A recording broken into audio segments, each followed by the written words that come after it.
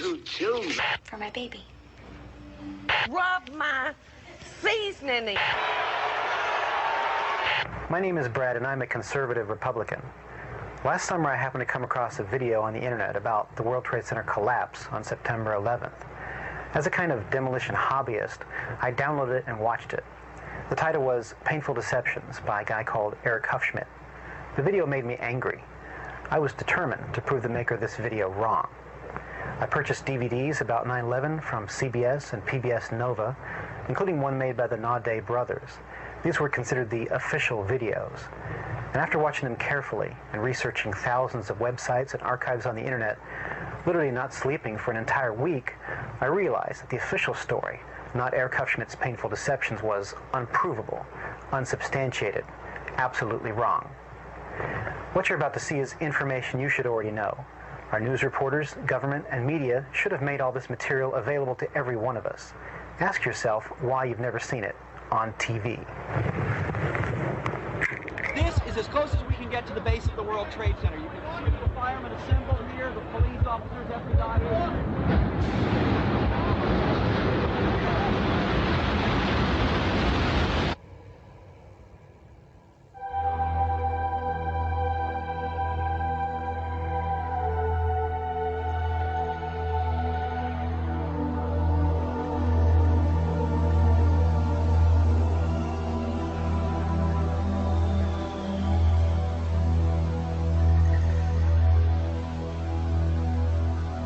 On September 11th, we learned that 4 passenger planes were hijacked and taken radically off course.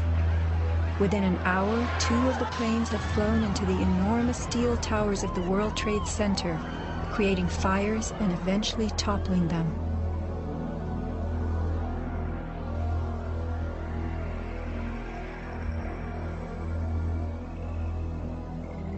Dazed by the news, the American public soon believed the fires in the towers had burned so hot they caused the steel frames of the buildings to give way.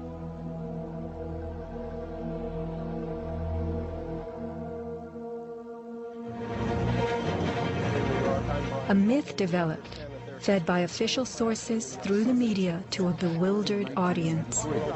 So when it was attacked again, he immediately... Elements of the myth.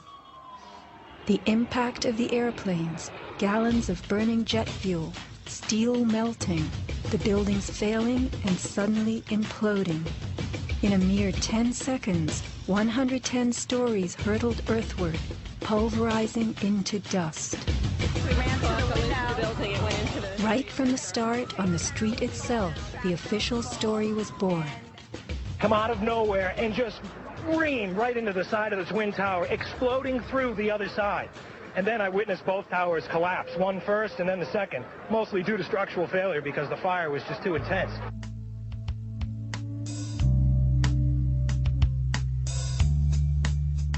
The myth bled into the FEMA report and was echoed by the experts.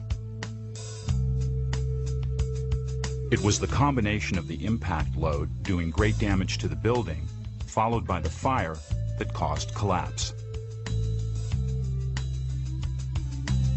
John Skilling and Les Robertson were the structural engineers who designed the streamlined steel frames of the Twin Towers in the 1960s. Because a wayward Army bomber flew into the Empire State Building in 1945, the towers were built with skyscraper crashes in mind. The airplane we were envisioning was the largest airplane of its time, flying slowly and low, lost in the fog. We designed the buildings to take the impact of the Boeing 707 hitting the building at any location. But the aircraft that hit the towers was a Boeing 767, heavier than a 707, fueled for a transcontinental flight and traveling fast. 707s and 767s are comparable. The maximum takeoff weight of a fully loaded 707 is almost 334,000 pounds. As airplanes only carry the fuel load they need, The smaller Model 767s that struck the towers were not, in actuality, maximally fueled or close to their maximum takeoff weight. As for the heat of the fires, listen to the radio communications of these New York City firemen. We got tanks. I saw the pockets of fire. We should never knock it down too light. Where you know that? 78th floor. We got tanks. I saw the pockets of fire. We got tanks. Isolated pockets of fire. 2 water lines to knock them down. FEMA's executive summary relays that much of the fuel in the planes, jet-grade kerosene, was consumed by the initial fireballs and the following few minutes of fire. It then tells us that the burning jet fuel spread between floors and ignited the building's contents, causing more fire and generating heat. This was somehow enough to bring down the tower's 47-column steel core, 236 exterior columns, and thousands of steel trusses, all at the same time. Watch the towers smoking in the aftermath of the plane strikes. If you have ever tried to light a wood fire, you will know that smoking logs tell you the fire is not burning successfully. Smoke is the sign of an oxygen-starved fire. The Twin Towers stood for over an hour, smoldering but not flaming. During that time, thousands of people were evacuated by way of the stairwells.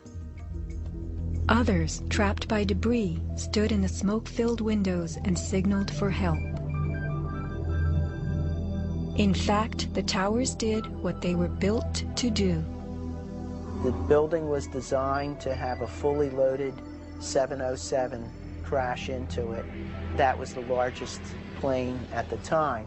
I believe that the building probably could sustain multiple impacts of jetliners because this structure is like the mosquito netting on your screen door, this intense grid, and the jet plane is just a pencil puncturing that screen netting.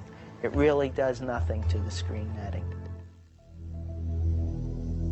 The towers were built to withstand 140-mile-an-hour gusts produced by winter storms. Anyone in them on a windy day could feel them swaying. The single impact of a jetliner was no more of a blow than the continued battering of a hurricane. I was just putting my stuff away, and all of a sudden we heard a loud crash, and the building started shaking, kind of moving like a wave. New Yorkers were stunned 1 hour later when the first tower fell.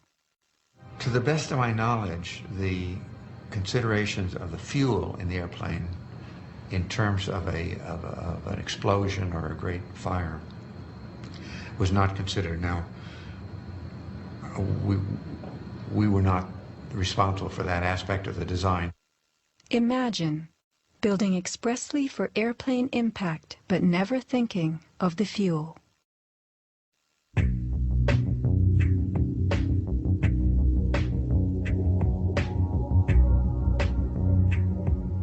Never before in the history of the world has a steel building collapsed due to fire. I have not seen, until recently, a protected steel structure that has collapsed in a fire. True infernos have raged hot and long in steel-framed buildings, but not one of the buildings ever came down. In 1975, the World Trade Center's North Tower suffered a nighttime fire that flamed for 3 hours, spreading vertically from floor to floor. It burned twice as long as the fires of 9/11 without even a hint of a building collapse. In February 2005, the Windsor Tower in Madrid, a skyscraper undergoing reconstruction, sustained a 20-hour fire.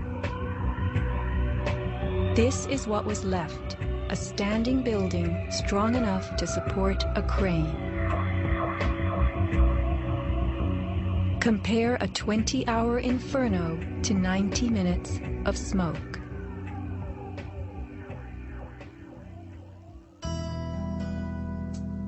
Why are buildings made of steel? Strong, light, and flexible steel frames offer many advantages over wood and concrete, especially where skyscrapers are concerned. Steel makes big buildings relatively light, with tremendous load-bearing capacity. The upper floors won't crush the floors beneath them, and steel holds up better to weather and fire.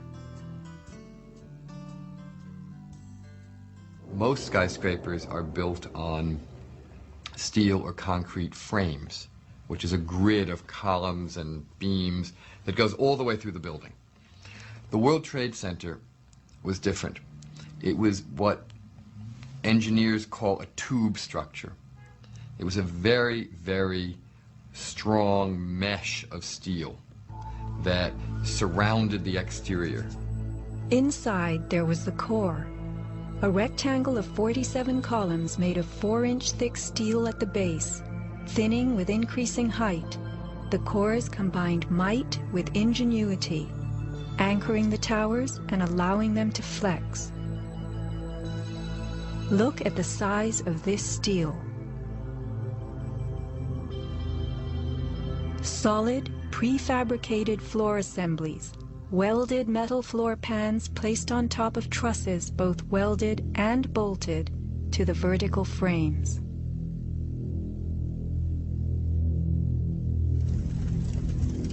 The story we were told. This rock-like steel grid gave way because fire warped the trusses, causing the bolts to fail. As the trusses sagged and fell, the floors dropped with them. In its 2002 documentary, Why the Towers Fell, PBS creates a video model. Once the trusses fail, the floors they were holding cascade down with a force too great to be withstood. The result is what's called a progressive collapse, as each floor pancakes down onto the one below. What remains standing? The tall, indestructible core. Why does PBS fail to explain the complete disappearance of the Twin Towers cores?